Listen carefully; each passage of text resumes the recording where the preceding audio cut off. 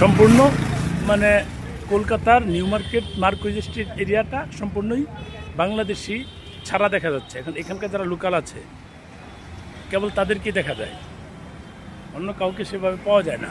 দেখুন শাখা করছে, এই যে ওষুধের দোকানগুলো আছে,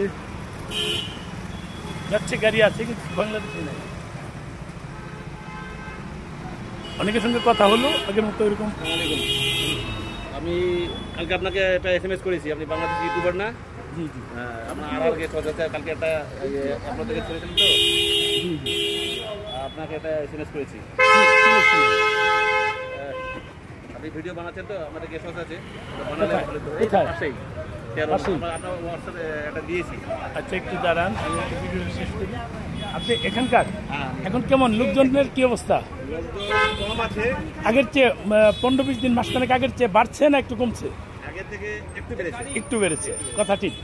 আর কয়েকজন জিজ্ঞেস করলাম, অনেকে বললো ভিসা আগের চেয়ে একটু ইজি করেছে, দিচ্ছে, ভিসার পরিমাণ বাড়াইছে।